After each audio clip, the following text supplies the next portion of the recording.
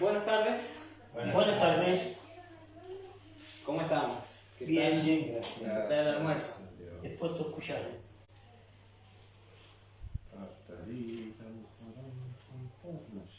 Bueno, gracias a Dios que nos pudimos alimentar. Tenemos el pan espiritual, también el pan físico para nuestras energías físicas. Así que, bueno, espero que no hayamos comido mucho, si no nos volvimos. Estas horas siempre son bastante complicadas, la hora después del almuerzo. Da punto. Sí, la hora de la siesta. Así que tienen que hablar bien golpeado, Así que bueno, me obligan a levantar la voz, golpear. todos los sobresalidos.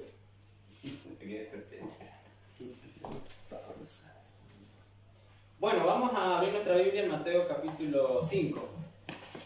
Habíamos mencionado esta mañana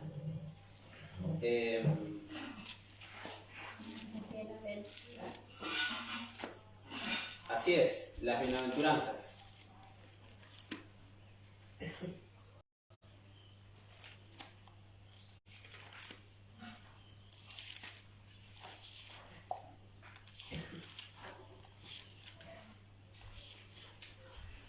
Habíamos mencionado esta mañana el Evangelio, como dice la frase, las buenas nuevas de Jesús. ¿Cuál era el Evangelio de Jesús? ¿Cuáles eran las buenas nuevas? El reino de los cielos se ha acercado. ¿Qué es lo que leímos en Mateo, el capítulo anterior al 5, capítulo 4? Arrepentidos, porque el reino de los cielos se ha acercado. Generalmente el ser humano busca lo novedoso, busca lo nuevo. Jesús les dijo: traigo las buenas nuevas. Y los judíos, ¿cuáles serán esas buenas nuevas? ¿Qué de nuevo trae? Y siempre el ser humano es bastante curioso y busca satisfacer su curiosidad, busca satisfacer siempre esa ansia de querer algo nuevo. ¿Qué de nuevo hay? Y en esa búsqueda de lo nuevo, de lo novedoso, el enemigo aprovecha y ¿qué nos pone? Y nos pone cosas novedosas.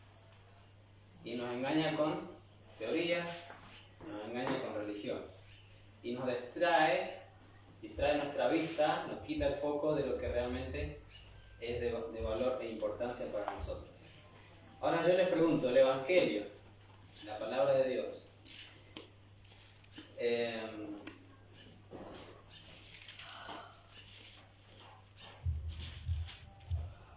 ¿satisface curiosidades?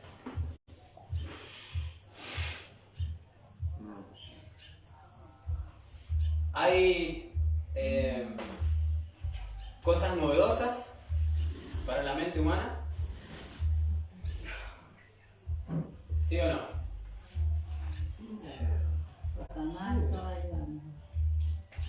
Sí, el enemigo utiliza la palabra para extraer cosas novedosas, cosas que son complementarias, pero que no son el centro, no son el objetivo principal de la revelación de la palabra.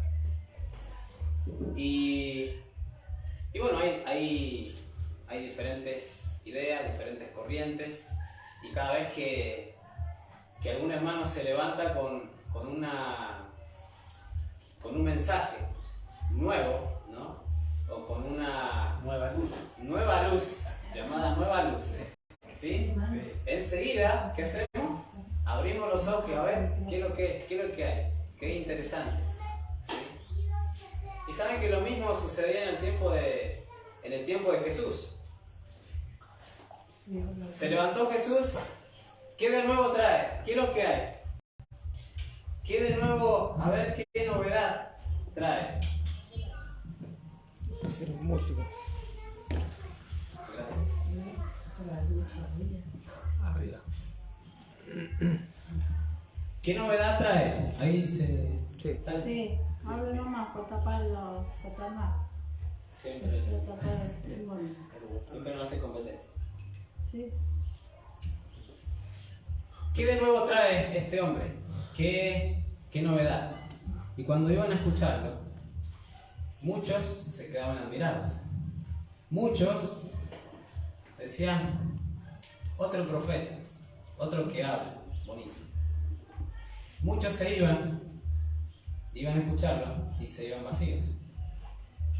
Y porque Jesús no trajo ninguna revelación extraordinaria para la mente humana, para la curiosidad humana, sino que su objetivo fue descubrir, revelar, mostrar las verdades que ya estaban presentadas.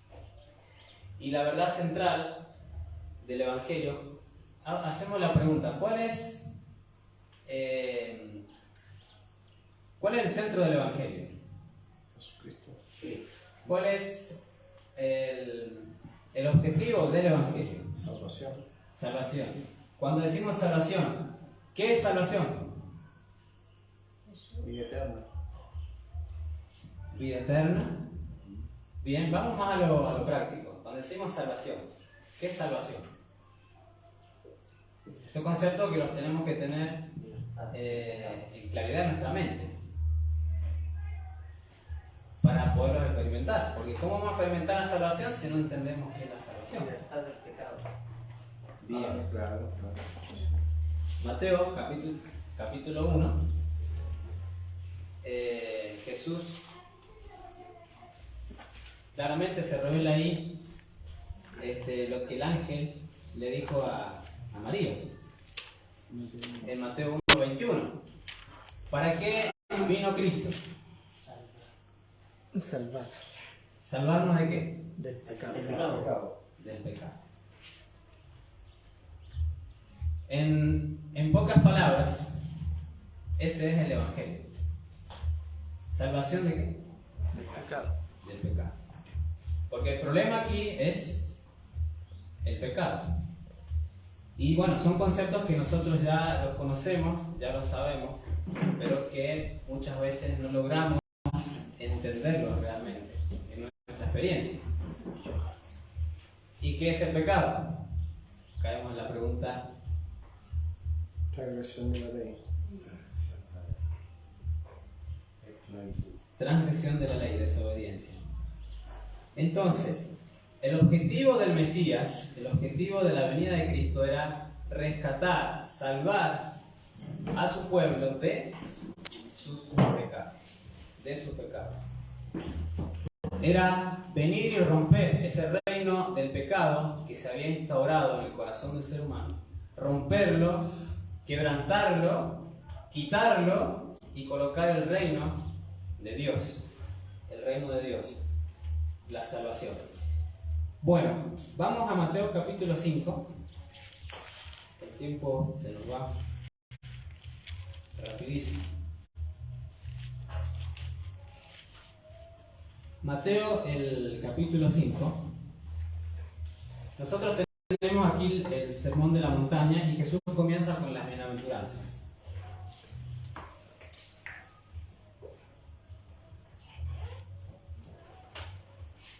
Versículo 1. Viendo la multitud, subió al monte y sentándose vinieron a él sus discípulos.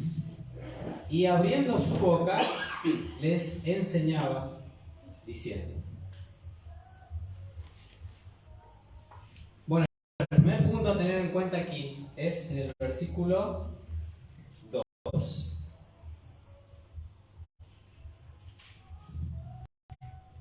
Abriendo su boca, les enseñaba diciendo.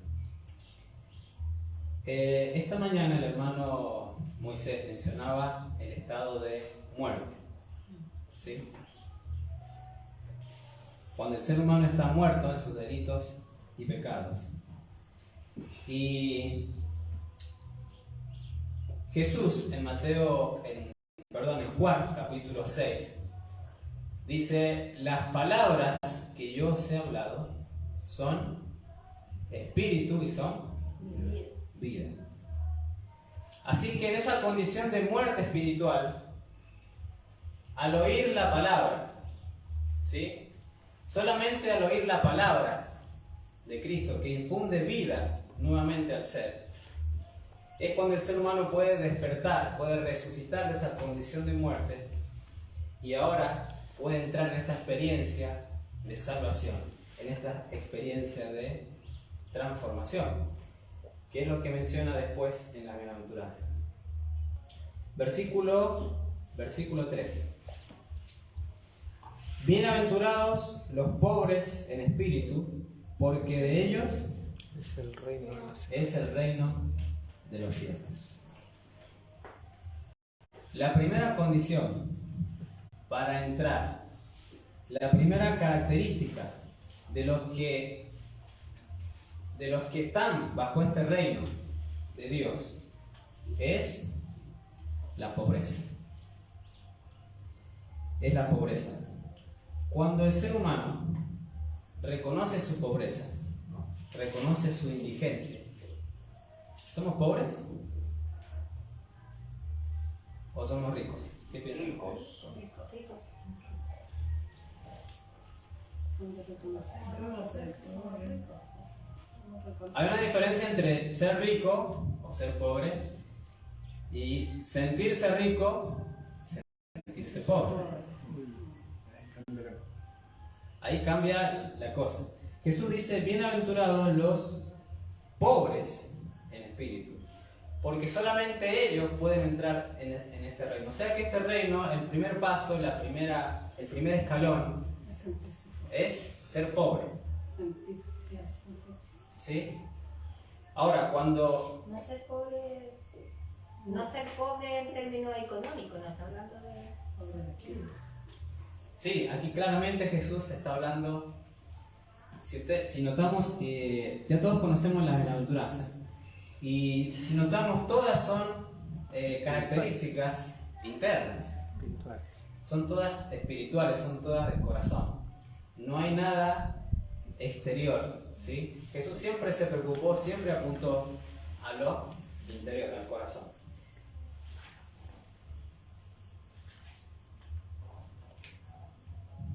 ¿Saben cuándo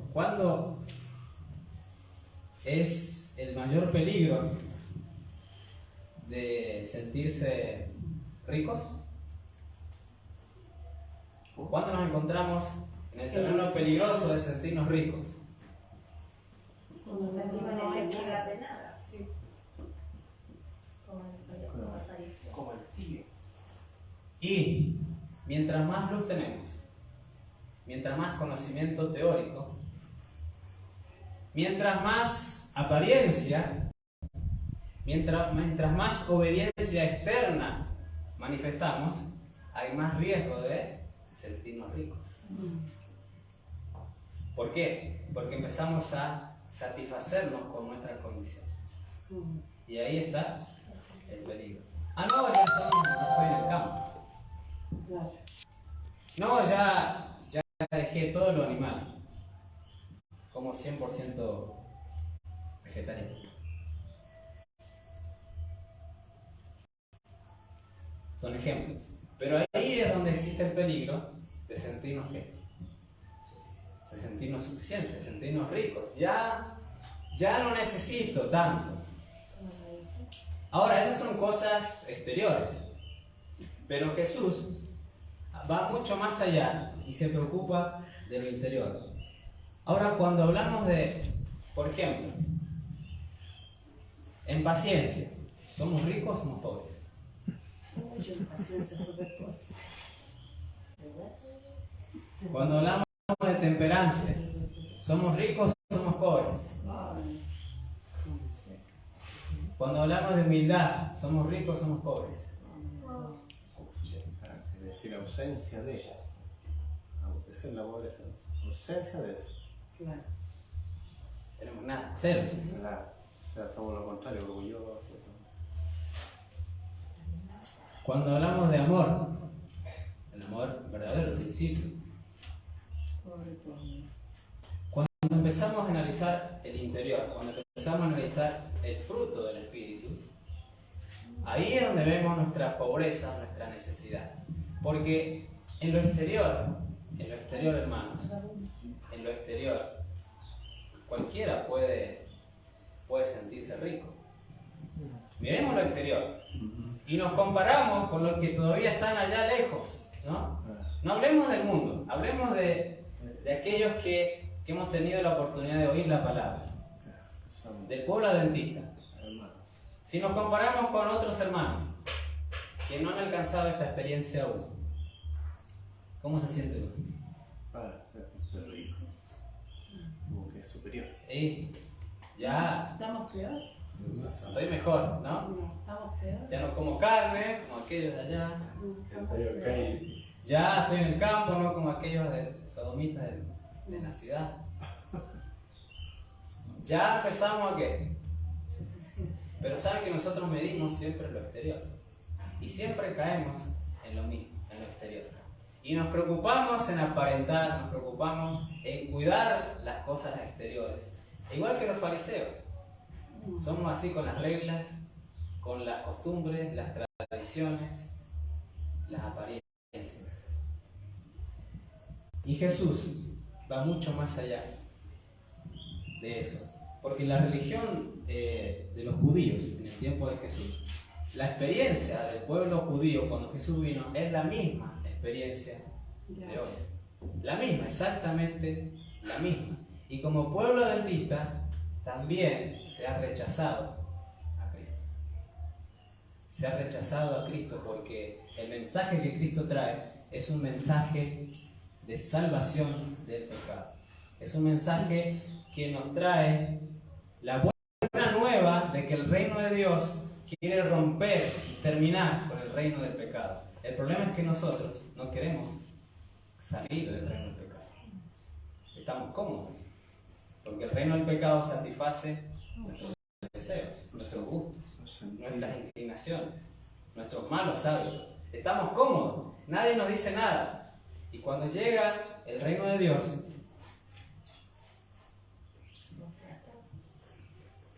entonces, Jesús menciona aquí, bienaventurados los pobres, cuando el Espíritu Santo nos hace comprender, entender nuestra necesidad de las virtudes del carácter de Cristo. Paciencia, salto, no es que no tenemos salto, es más negativo, ¿no? Bondad, mansedumbre, templanza, humildad. Ahí vemos que somos pobres.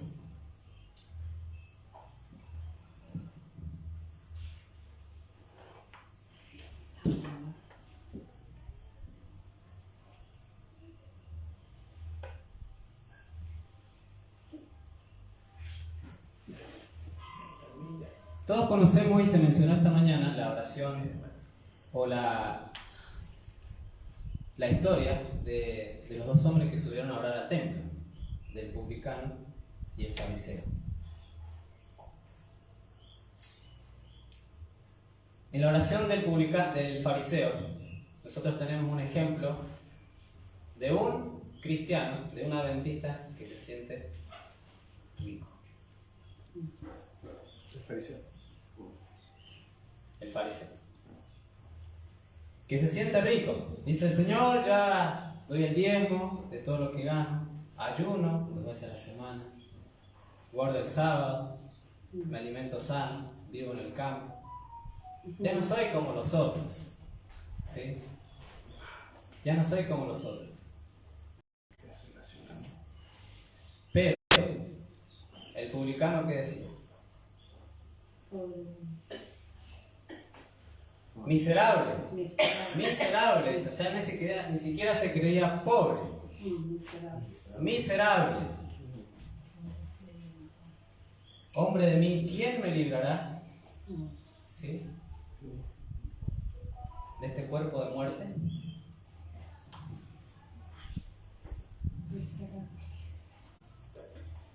¿Qué clamó Pedro cuando vio a Jesús?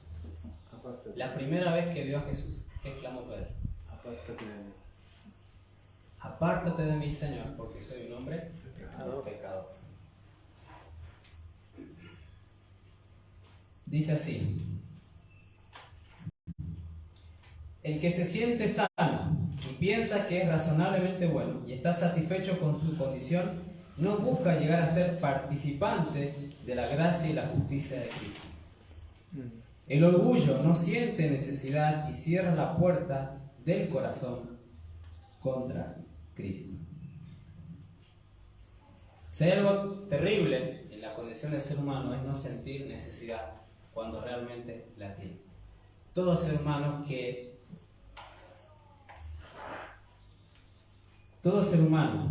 que no tiene a Cristo no tiene la vida y está muerto. Todo ser humano sin Cristo solamente existe, pero no vive. Porque el único que imparte vida es Cristo. Y dice aquí que el orgullo no siente necesidad y cierra la puerta del corazón contra Cristo y las infinitas bendiciones que Él vino a dar. Los que en su propia opinión son ricos y honorables, no piden ni reciben con fe la bendición de Dios. Sienten que están llenos y por eso se retiran vacíos. Pero los que saben que no tienen posibilidad de salvarse a sí mismos o que por sí mismos no pueden hacer algún acto justo, son los que aprecian la ayuda que puede ofrecerles Cristo. Estos son los pobres en espíritu, a quienes Él llama bienaventurados. Esta experiencia de las bienaventuranzas es una experiencia que comienza con la palabra de Cristo. Y es una obra que desde el mismo comienzo la inicia el Espíritu Santo. Porque en nosotros puede surgir algo, de nosotros mismos puede surgir algo, de buscar esa salvación, de reconocer esa necesidad. No, claramente no. Esto es obra completamente del Espíritu Santo. A quien Cristo perdona, primero le hace penitente y es obra del Espíritu Santo convencer de pecado. Aquellos cuyo corazón ha sido conmovido por el convincente Espíritu de Dios ven que no hay nada bueno en sí mismos. Ven que todo lo que han hecho está entretejido con egoísmo y pecado. Como el publicano se quedan bien lejos, no atreviéndose siquiera a alzar sus ojos al cielo y claman: Dios mío, ten misericordia de mí, que soy un pecador. Refiriéndose a los pobres en espíritu, Jesús les dice: de ellos es el reino de los cielos. Este reino no es, como habían esperado los oyentes de Cristo, un gobierno temporal y terrenal. Cristo estaba abriendo a los hombres el reino espiritual de su amor, su gracia y su justicia. El estandarte del reino del Mesías se diferencia por la imagen y semejanza del Hijo del Hombre. Sus súbditos son los pobres en espíritu, los mansos, perseguidos por causa de la justicia. De ellos es el reino de los cielos. En ellos ha comenzado la obra que, si bien todavía no se ha llevado a cabo plenamente, los hará aptos para participar de la herencia de los santos en luz. ¿Sabe que la experiencia de las bienaventuranzas es una experiencia que Jesús se preocupó de que la alcanzaran los discípulos? Porque, ¿cuál es la última bienaventuranza? ¿Ustedes saben cuál es la última? Del versículo 11. Dice: bienaventurados sois cuando por mi causa os vituperen y os persigan, y digan toda clase de mal contra vosotros mintiendo. Gozaos y alegraos, porque vuestro galardón es grande en los cielos, porque así persiguieron a los profetas que fueron antes de vosotros. Ahora yo les pregunto, ¿ha llegado la persecución a nosotros?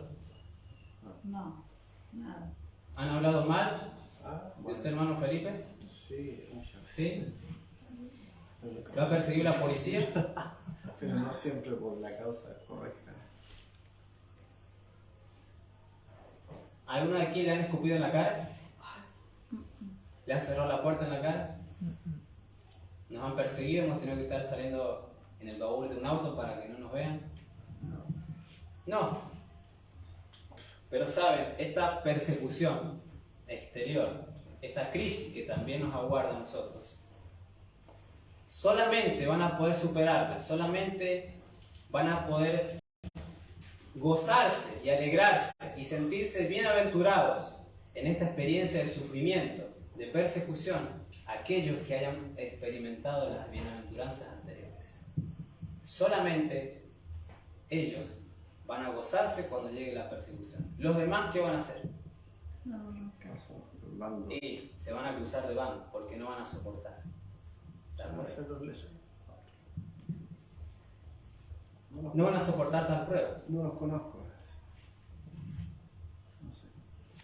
Entonces, para que cuando llegue la persecución, cuando llegue la ley dominical, cuando se nos prohíba comprar y vender, cuando se nos quiten todos los derechos, cuando seamos la secta aborrecible, cuando no tengamos ningún amparo terrenal en ningún tribunal de este mundo, cuando estemos desamparados humanamente, terrenalmente, ¿qué vamos a hacer? La gran mayoría, ¿qué va a hacer? Va a abandonar la fe, porque no va a soportar. No va a soportar ser perseguido. Por eso Jesús,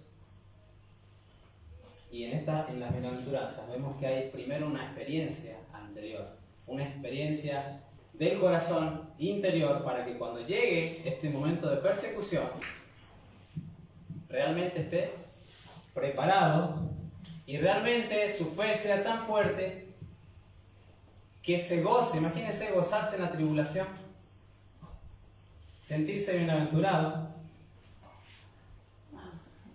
porque ¿qué va a hacer la mayoría cuando llegue la persecución? Si ahora, hermanos, en las pequeñas pruebas ya nos deprimimos, ya nos angustiamos, ya no queremos saber más nada, ya queremos tirar todo por la borda, como se dice, ¿qué será cuando llegue realmente la prueba? Por eso la prueba que viene es una prueba de carácter, porque esa persecución solamente la van a poder sobrellevar, solamente la pueden soportar aquellos que tengan el carácter de Cristo. Y esa fue la experiencia de los discípulos, que cuando llegó la persecución, ¿cómo estaban ellos? Preparados. ¿Sí? Hubieran sido chasqueados. Habían pasado por un proceso. ¿Sí? Por eso la salvación es un proceso en el cual se va reafirmando y confirmando esta experiencia.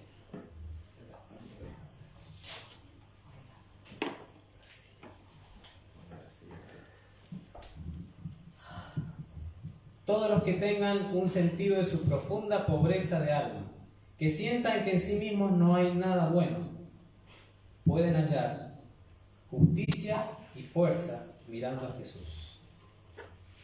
Él dice: venid a mí todos los que estáis trabajados y cargados. Él te invita a cambiar tu pobreza por las riquezas de su gracia. No somos dignos del amor de Dios, pero Cristo, nuestro fiador, es digno y abundantemente capaz de salvar a todos los que vayan a Él. No importa cuál haya sido tu experiencia pasada, ni cuán desalentadoras sean las circunstancias presentes, si acudes a Cristo, así como estás, débil, desvalido, pobre, desesperado, nuestro compasivo Salvador saldrá a recibirte mucho antes de que llegues. Te rodeará con sus brazos amantes y su manto de justicia. te presentará al Padre ataviado por las blancas vestiduras de su propio carácter. Él abogará por ti ante el Padre diciendo: he tomado el lugar del pecador. No mires a este hijo desobediente, sino mírame a mí. Y cuando Satanás contienda fuertemente contra tu alma, acusándote de pecado y reclamándote como su presa, la sangre de Cristo abogará con mayor poder. Ahora, el Evangelio no se centra en dejarnos miserables, en hacernos sentir pobres y que ya no hay solución, ya no hay remedio y quedarnos allí. No. ¿Qué tenemos que hacer? Cuando una persona se siente pobre, ustedes saben que el ser humano es orgulloso por naturaleza y no reconocemos. Hablemos un ejemplo práctico sencillo de alguna necesidad exterior. ¿Nos cuesta pedir? Decir, hermano, ¿sabes que no tengo esto? Necesito esto. No, pero hay otros que son los pastores. Hay otros que al revés, vienen llorando, que Hay de todo, pero Hay de todo. la mayoría no. Pero conozco más los que lloran que los que piden. Pero muchas veces nos cuesta, cuando tenemos alguna necesidad, ¿sí?, de pedir para suplir esa necesidad.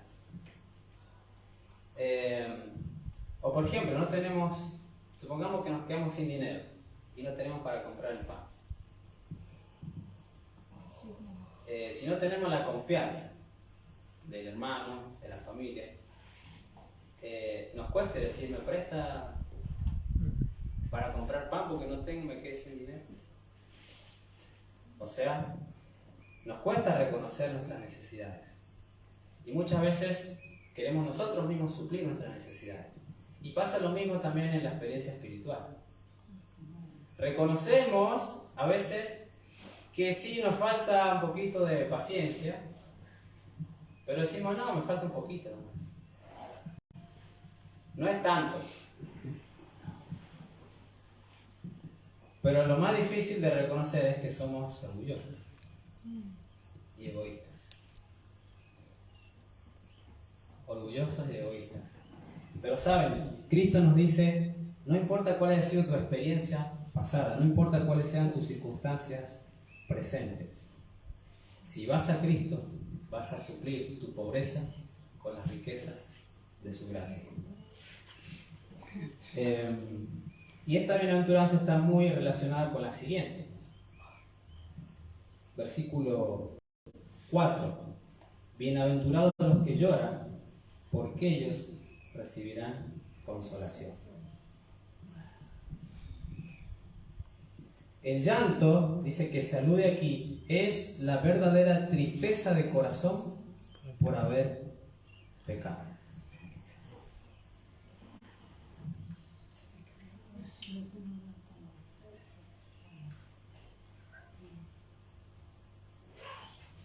A medida que una persona es atraída para contemplar a Cristo levantado en la cruz, discierne la pecaminosidad de la humanidad. Ve que es su pecado lo que azotó y crucificó al Señor de la gloria. Ve que, aunque se lo amó con cariño indecible, su vida ha sido un continuo espectáculo de ingratitud y rebelión. Abandonó a su mejor amigo y abusó del don más precioso del cielo. Él mismo crucificó nuevamente al Hijo de Dios y traspasó otra vez ese corazón herido y sangrante. Está separado de Dios por un abismo de pecado que es ancho, negro y profundo, y llora con corazón quebrantado. Este llanto recibirá consolación.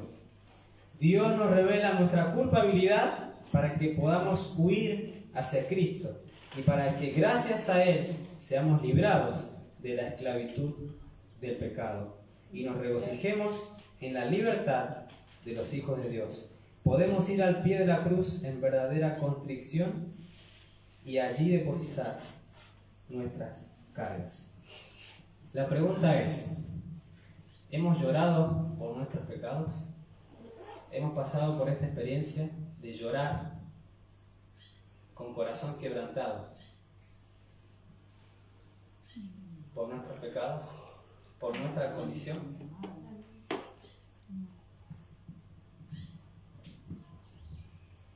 Hermanos, acá, bueno, las mujeres sé que son más fáciles de llorar. Y los hombres por ahí, como nos creemos los machos, o que los hombres no lloran, cuesta llorar. Pero saben que en esta experiencia, todos lloramos.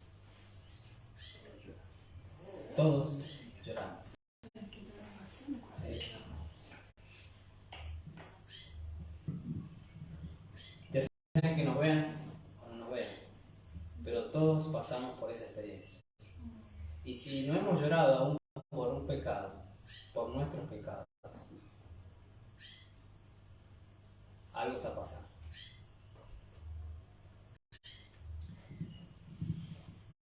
¿Saben cuál es el problema? El problema del ser humano es que no vemos el pecado como Dios lo ve. El problema es que no entendemos qué es el pecado. Porque siempre la mente está basada en lo abstracto, ¿no? En las definiciones. ¿Qué es pecado? Y decimos definición, transgresión de la ley. Listo. Listo. Ahora, hemos entendido, pero en el corazón, ¿qué es el pecado? Porque cuando entendamos qué es el pecado, Pecamos de que abrimos los ojos. vamos a aborrecerlo. Vamos a empezar a odiar, a aborrecer. Y aquí Jesús dice, bienaventurados los que lloran, porque solamente aquellos que entienden, que logran comprender, aunque sea al comienzo, de qué es el pecado, qué produce el pecado, eso saca lágrimas, ¿sí? Del corazón primero y también de los ojos. Y reconoce su condición. Reconoce, como dice aquí, que su pecado, no el del hermano, no el del otro, es mi pecado el que mató al Hijo de Dios. Nosotros somos los que nuevamente crucificamos a Cristo. Yo les pregunto, Adán, ¿entendía lo que era el pecado?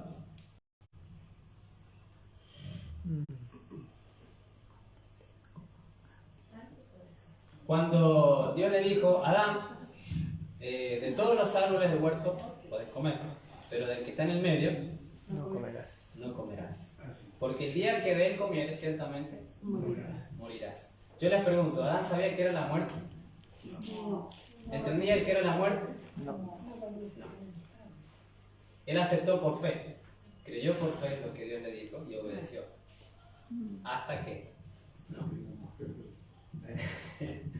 Hasta que la mujer dice no. Entonces, él aceptó por fe que debía seguir lo que Dios le decía. Pero no entendía qué era la muerte. No entendía qué era el pecado. ¿Cuándo él empezó a entender?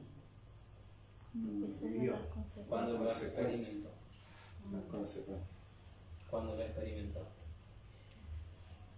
Pero saben, aún después de haber comido el fruto, aún después de sentir miedo, vergüenza, que son las consecuencias del pecado, aún Adán no logró entender lo terrible que era el pecado. Dice que cuando él empezó a ver las hojas caer, se empezó a dar cuenta y empezó ya de manera más profunda a entender lo que es el pecado. Y cuando él tuvo que agarrar ese cuchillo, ¿no? Ese puñal, y degollar ese animal inocente, él entendió más profundamente qué es el pecado y lo que produce el pecado. ¿Saben que nosotros no entendemos aún la magnitud, el desastre que produce el pecado. Y es por eso que aún hay atracción. Aún está como dice Romanos 7, ¿no? Esa lucha ahí continua en que el pecado me supera. Por eso Dios le dio este método al hombre, el método de los sacrificios, de degollar el animal, de matarlo, para que pudiera de manera figurativa, de manera práctica, que él entendiera lo que produce el pecado, lo que produce en el universo y lo que produce también en el corazón de Dios. ¿Tiene usted, hermana Lourdes, una mascota, sí? ¿Un perrito?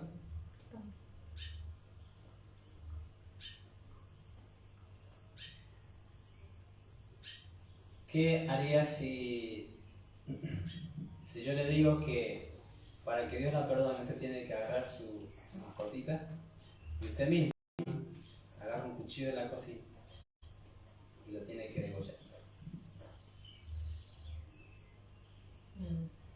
¿Produce dolor? Nunca lo había pensado así, pero sí produce dolor porque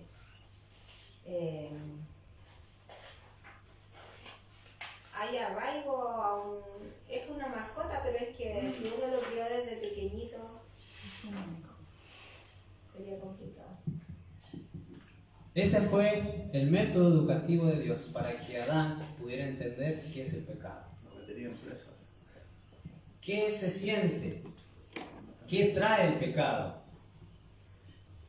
Porque él comió el fruto, pero... Bueno, ¿qué? A ver. Y así no pasa el ser humano. Ah, yo miento, total, pero ¿qué puede hacer? Una mentirita chiquitita. O esta desobediencia chiquitita que... No pasa nada. Es que no logramos entender el efecto terrible que produce eso. Y Dios, de esa manera práctica, le hizo entender a Adán y Eva lo terrible que es el pecado. ¿Siente ese dolor de matar a un animal inocente? Un animal que no tiene la culpa, de quitarle la vida, ¿sí? De enterrarle ese puñal, de ver cómo sufre ese animal. Eso es el pecado. Eso es el pecado.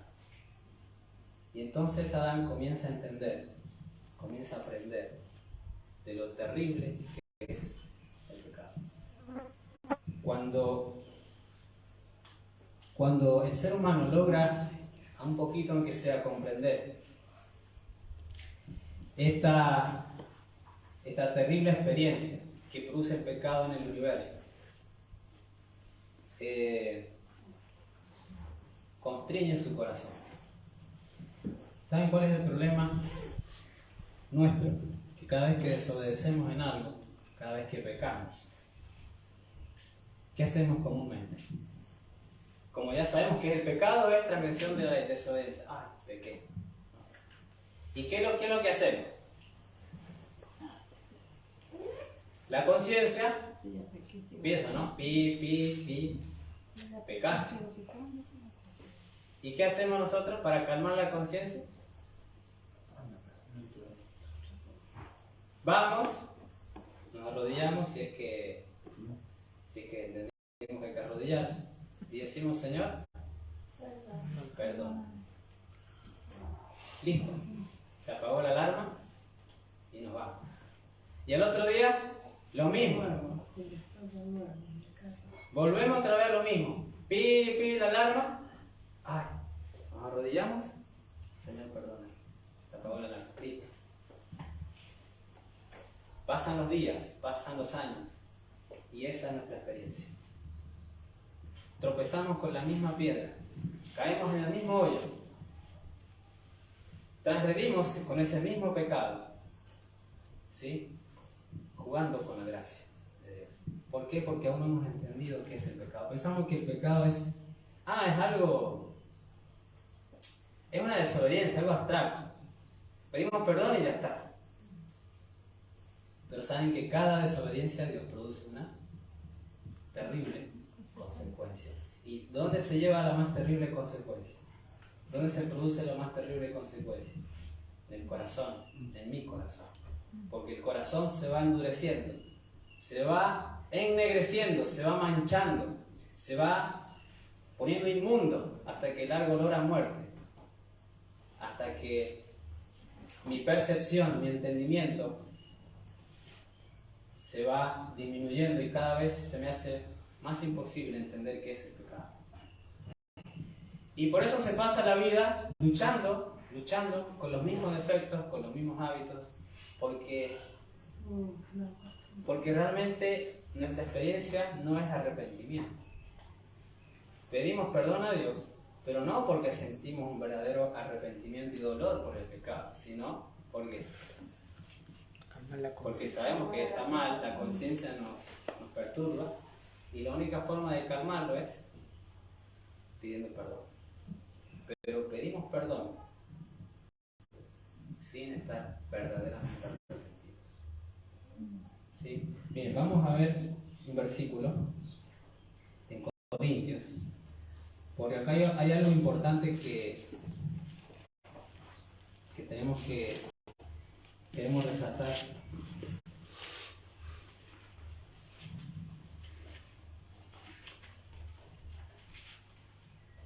En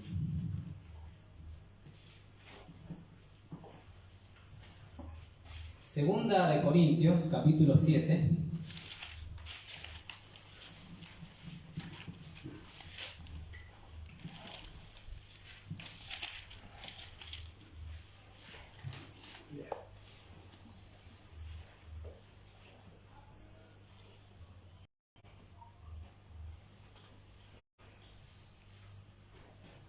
Versículo 10.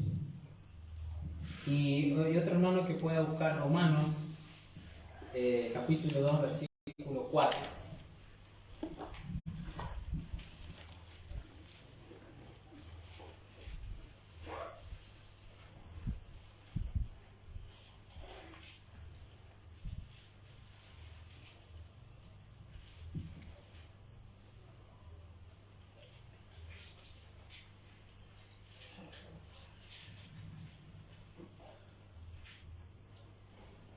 ¿Alguien que pueda leer? Segunda de Corintios 7:10 y otro hermano, Romanos 2:4, por favor. ¿Leo? Sí, hermanita. El verso 10 dice, porque el dolor que es según Dios obra arrepentimiento saludable, de que no hay que arrepentirse, mas el dolor del siglo obra muerte. Muy bien. Dice aquí, porque la tristeza que es según Dios produce ¿qué? Arrepentimiento para salvación. ¿Salvación de qué? Del pecado. ¿Sí? O sea que el arrepentimiento verdadero me lleva a mí, me rescata, me salva del pecado. Entonces, ¿cómo entendemos nosotros de que después de arrepentirnos volvemos a caer en ese mismo pecado? Y el problema es que no son 2 o 3 veces. Se pasan los años y decimos, es mi lucha, ¿no? La frase como, pero es mi lucha. Entonces surge la pregunta, entonces ¿dónde está el poder de la palabra? ¿Dónde está el poder del Evangelio? ¿Dónde está el poder de Cristo? Si no nos puede limpiar de ese pecado, si no nos puede rescatar de ese pecado, ¿dónde está el poder? ¿No hay poder entonces? Y la respuesta es que sí hay poder. Amén. Hay poder. El problema no está en Dios. El problema está en nosotros. Ahora, la tristeza, que es según Dios, la tristeza que viene de Dios, produce arrepentimiento para salvación, de que no hay que arrepentirse. Noten lo que dice, a ver si la encuentro aquí.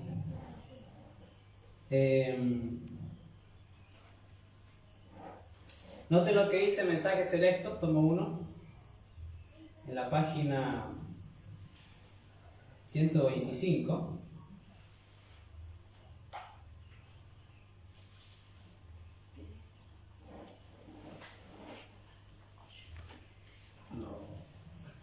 La inspiración le llama arrepentimiento espasmódico.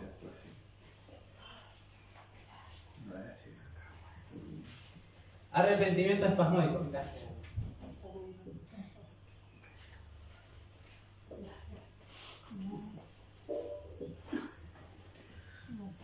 Dice así. A veces quizá deseáis arrepentiros, pero a menos que os reforméis decididamente y pongáis en práctica las verdades que habéis aprendido, a menos que tengáis una fe activa que obra, una fe que aumente constantemente en vigor, vuestro arrepentimiento será como el rocío matutino. ¿Cómo es el rocío? Se va rápido. Sí, es fresco, pero aquí lo utilizan en comparación de que Se va rápido. Dura poco. dura, Sale el sol y se va para. sale el sol y Se va. se va. Bueno, así el arrepentimiento de que nosotros desarrollamos, como el rocío, no dará alivio permanente al alma. Un arrepentimiento originado por el ejercicio espasmódico de los sentimientos es un arrepentimiento del que debemos arrepentirnos. Indebido. Pues es engañoso. Un ejercicio violento de los sentimientos que no produce en vosotros frutos apacibles de justicia os deja en una condición peor que antes. Note. Creyendo que ya está justificado. ¿Podemos estar engañados con religión? Sí. Podemos estar engañados. Y eso es lo que quiere el enemigo. ¿Sí? Nos dice la palabra que tenemos que arrepentirnos de esos arrepentimientos que hemos hecho espasmódicamente. Porque cada vez eso es un arrepentimiento entre comillas. Ustedes recuerdan que el Camino a Cristo, el capítulo 3, ¿saben cuál es el libro? ¿Saben cuál es el libro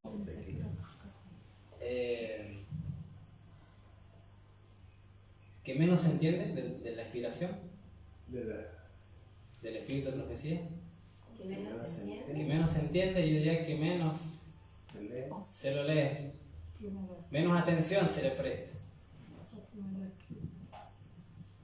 Justamente uno de los libros más importantes, Decía para el gente. El Camino a Cristo. Sí. Un buen libro. El Camino a Cristo. Si tuviéramos solamente ese libro, El Camino a Cristo, y no lo leyéramos solamente, sino que fuera una experiencia, porque saben, ya se terminó el tiempo de conocimiento teórico. ¿Sí? La pregunta no es, ¿sabe hermano esto? ¿Sabe lo otro? ¿Sabemos esto? ¿Sabemos lo otro? No sabemos. ¿Entendimos? Sí, decimos, ¿no? Pero la pregunta debe ser hoy, es, ¿lo experimentamos? ¿Lo vivimos? Cada versículo de la palabra, cada cita de la inspiración, ya no debemos solamente entenderla en la teoría, sino que tenemos que buscar la vivencia, la experiencia de ese versículo. Ya no es, entendí 2 Corintios 7:10, sino que debe ser, experimenté eso, viví ese versículo. Solamente cuando lo experimentamos, cuando lo vivimos, es cuando lo hemos entendido realmente.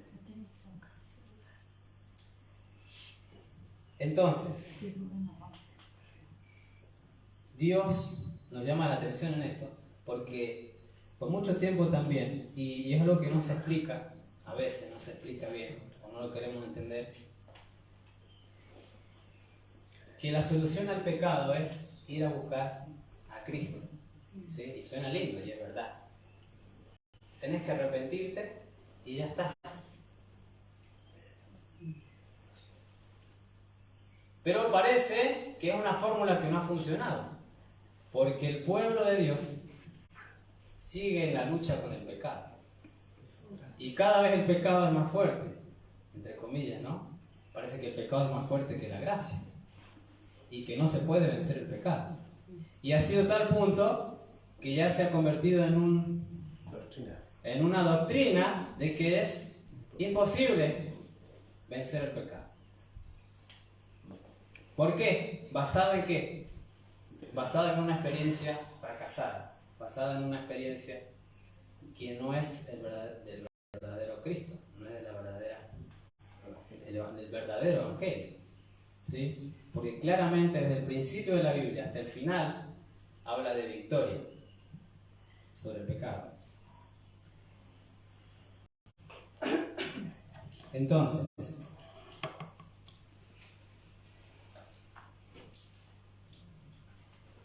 cada vez que nos arrepentimos con un falso arrepentimiento, dice que si no hay una transformación, si no hay un cambio, si no hay un abandono de ese pecado, es un arrepentimiento falso. Y dice que nos deja, ese arrepentimiento falso nos deja en una condición peor que antes. Peor que antes. Y es por eso que cada vez vencer ese pecado se hace más y más difícil. Cada vez ese gigante va creciendo más y más. Entonces, ¿qué debemos hacer?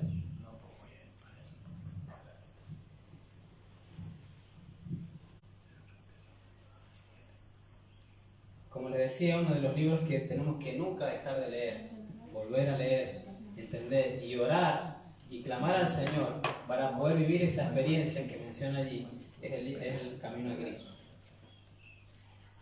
Ahí está el mensaje de justificación por la fe.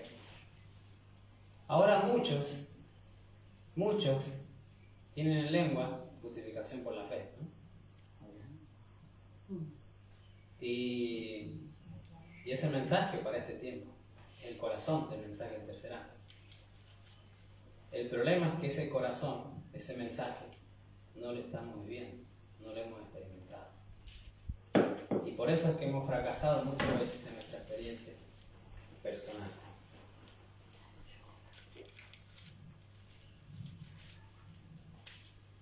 En el capítulo 3 del Camino a Cristo nos menciona 2 arrepentimientos. ¿Sí? ¿Cuáles son? Seguramente ya los conocemos. ¿Cuáles son esos 2 arrepentimientos que menciona allí? Ustedes saben que Satanás es experto en falsificar todo lo bueno, todo lo de Dios. ¿Sí? Él no puede crear algo falso de algo que no existe. Entonces, todas las virtudes de Dios, Satanás las ha falsificado. Y así también el arrepentimiento.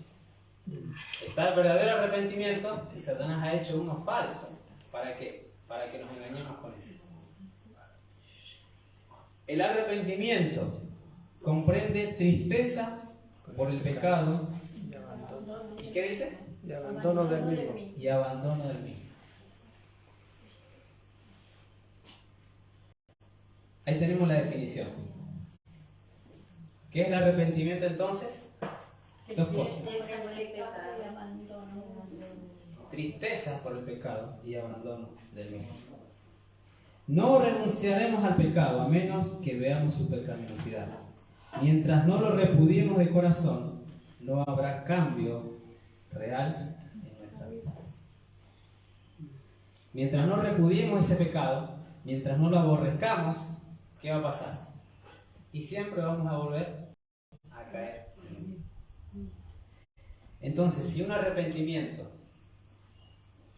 de algún pecado no nos ha motivado la tristeza, como leímos acá en 2 Corintios, que viene de Dios, y no ha habido un abandono de ese pecado, no ha habido un cambio, ese arrepentimiento, estamos seguros que fue un falso arrepentimiento. Porque saben, hay muchos motivos para arrepentirse. ¿Esaú se arrepintió? Sí. Sí. ¿Pero con qué arrepentimiento? ¿Verdadero o falso? Arranque la desesperación. El falso arrepentimiento dice que siente tristeza y dolor no por el pecado, sino por qué? Por las Por las consecuencias. Eso es lo que le duele. Y como ve que las consecuencias son malas, le perjudican, entonces, Me voy a perdón, arrepentir. no tendría que haber hecho esto. Pero si ese pecado no hubiera tenido esas consecuencias, sí. ¿Judas se arrepintió? También. Sí. Entregado sangre inocente. Hasta fue a devolver el dinero. ¿Sí? ¿Pero qué hizo después? Fue y se ahorcó. Fue y se ahorcó. Y así tenemos en la Biblia muchos ejemplos de arrepentimientos falsos. Ahora,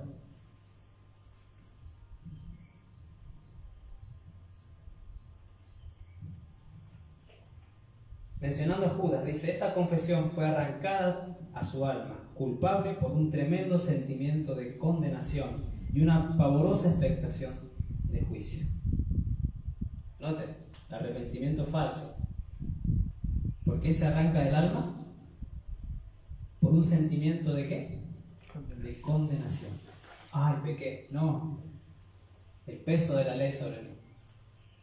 ¿Sí? Y Judas eso fue lo que sintió. Por el juicio. Las consecuencias que habría de cosechar le llenaban de terror, pero no experimentó profundo quebrantamiento de corazón, ni dolor en su alma por haber traicionado al Hijo Inmaculado de Dios y negado al Santo de Israel. Cuando el faraón de Egipto también sufría bajo los juicios de Dios, reconoció a su pecado a fin de escapar del castigo. Pero volvía a desafiar al cielo tan pronto como cesaban las plagas. Todos los mencionados lamentaban los resultados del pecado, pero no experimentaban pesar por el pecado mismo. Esa puede ser nuestra experiencia, Dios quiera que no. Pero saben que con este arrepentimiento el corazón del ser humano se va endureciendo cada vez más. Cada vez más.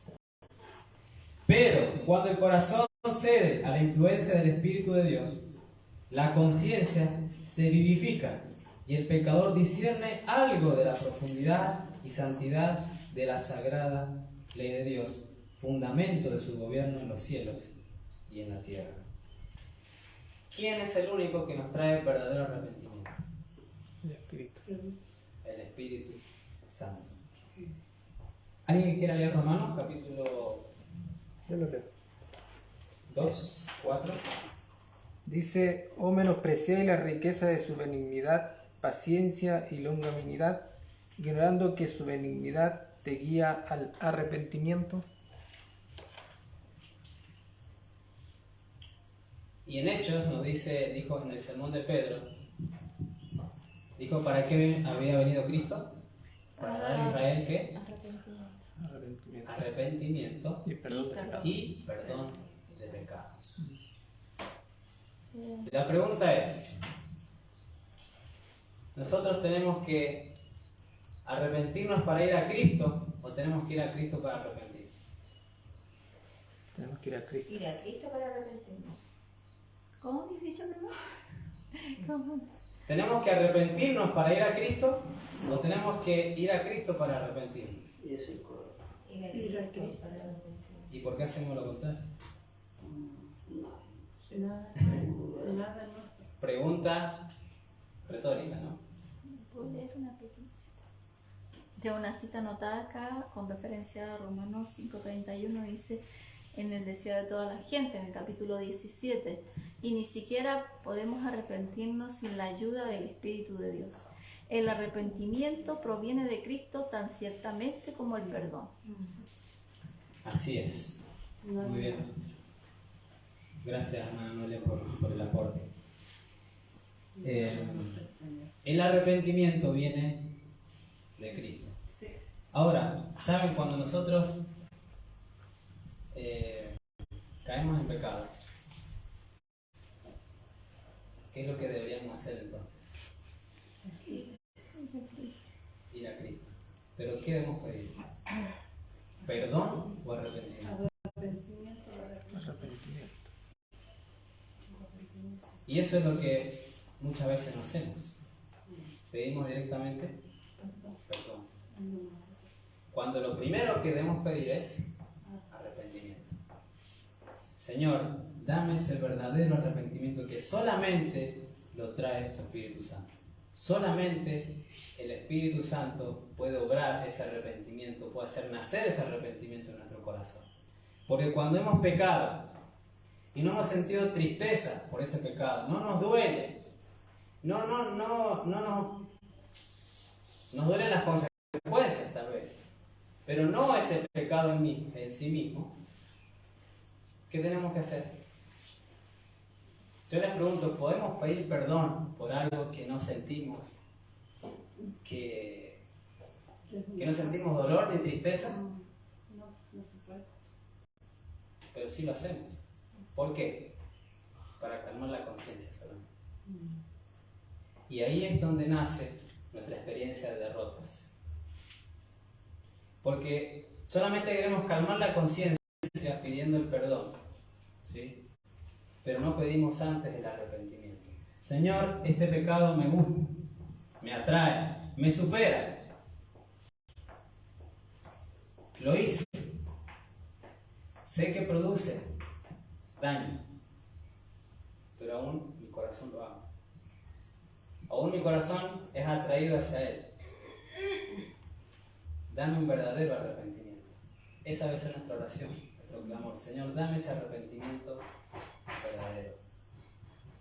Para que pueda surgir ese arrepentimiento y recibir, como dice, perdón por el pecado. Porque el único, hermanos, el único que puede quitar el pecado de nosotros es Cristo. Y el problema es que nosotros queremos quitarlo nosotros el pecado. Nosotros inconscientemente queremos limpiarnos de ese pecado. Y exteriormente lo podemos hacer. Pero lo que tiene que ver con el interior, dice que para el ser humano es imposible. ¿Quién podrá hacer limpio lo inmundo? Nadie. Por eso es que Dios nos llama y nos invita a nosotros a ir a Cristo tal como estamos. Así como un niño cuando se ensucia, busca a su padre o a su madre tal como está. Sucio. El problema es que nosotros vamos a Cristo pero queremos ya ir limpiándonos un poco. ¿Sí? Y vamos a buscar el perdón, vamos a pedir el perdón sin tener el verdadero arrepentimiento. Entonces, solamente el verdadero arrepentimiento que dijimos que es Tristeza por el pecado. tristeza por el pecado y abandono. ¿Sí, hermanita? Bueno, yo quería hacer un comentario y es que nosotros pensamos que vamos a ir arrepentidos, o sea, compungidos, ¿cierto? Con dolor, nos vamos a arrodillar y vamos a pedir perdón y que después de eso, ¿cierto? Uno dice no voy a pecar, te tomas la resolución, ¿cierto? Pero no es algo tan simple como eso, ¿ya? Es algo que es más profundo, que uno tiene que hacerlo con seriedad, ¿ya? Porque, por ejemplo, si nosotros pensamos en la época del pueblo de Israel cuando venía el día de Yom Kippur, ellos tenían unos días especiales que se preparaban para el día de Yom Kippur. ¿Se acuerdan? Primero venía la fiesta de las trompetas y después venía el día de Yom Kippur. Y ellos se preparaban espiritualmente y en el día de Yom Kippur ellos hacían ayuno y oración y estaban reconociendo sus faltas. Y el que ese día no quedaba con todo su cuaderno del año, de su hoja de vida del año limpia, ¿cierto? No se había arrepentido sinceramente de todos sus pecados de ese año, dice la palabra de Dios que podía ser cortado del pueblo. Entonces era algo serio para ellos que ese día pasara y ellos no se arrepintieran de corazón. Entonces tenían que hacer una introspección, ¿cierto? Algo con un espíritu muy quebrantado ante Dios. Entonces, Entonces a nosotros nos falta eso. También está el hecho de la oración, porque nosotros decimos, ya voy a ir, me voy a arrodillar, voy a pedir perdón, pero en realidad para tener la fuerza de voluntad para vencer las tentaciones, nosotros tenemos que orar mucho. Tenemos que tener una vida de oración, o sea, por ejemplo, en la mañana, levantarnos temprano, orar. Estamos hablando de mínimo 45 minutos en la mañana, en la tarde, tener después de almuerzo otra oración, mínimo unos 10 minutos, 15 minutos, en la tarde otro tanto, o sea, deberíamos completar el día como 1 hora de oración por lo menos.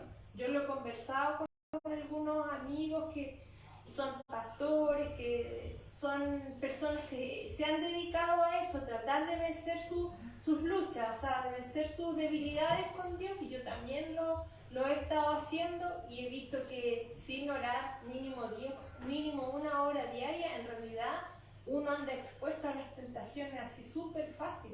En cualquier momento uno se cae. Y además de eso también está el hecho de lo que dijo Jesús, orar sin cesar. O sea, aparte de la oración que uno hace seria, ¿cierto?, de rodillas, todos los días que debería hacer, yo creo mínimo 1 hora diaria. Además de eso, tener el orar sin cesar mientras hacemos las cosas de la casa, mientras vamos en el camino, mientras vamos en el bus, mientras estamos trabajando. Tenemos que estar orando porque en cualquier momento viene una tentación y tenemos que ser capaces de tener esa fortaleza que solamente Jesús nos puede dar. Entonces, si nosotros solamente nos acordamos del arrepentimiento después que cometemos el pecado y nos arrodillamos, la verdad es que no vamos a llegar muy lejos. Tenemos que hacer hartas cosas que no hacemos. Y también está el tema del ayuno. Hacer el ayuno también como un método para vencer los pecados. Por ejemplo, tenemos el caso de Elena de White, que ella le costaba mucho, cuando el Señor le mostró la reforma pro salud, a ella se le hizo difícil dejar los mariscos porque a ella le gustaban. Entonces ella, para poder vencer esas ganas que le daban de comer marisco, ella pasó 40 días haciendo oración sin parar y ayunó también para poder salir adelante de esa tentación y decir, soy victoriosa de mi debilidad por comer marisco.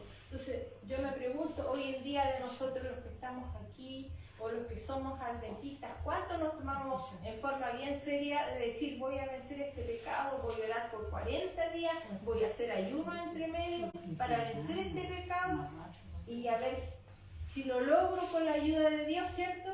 Yo creo que muy poquito, y la verdad es que eso es lo que necesitamos, sobre todo si nosotros no estamos preparando, porque estamos esperando al Señor que ya viene, estamos en el día del juicio, en el día de Yom Kippur, deberíamos estar ayunando y orando.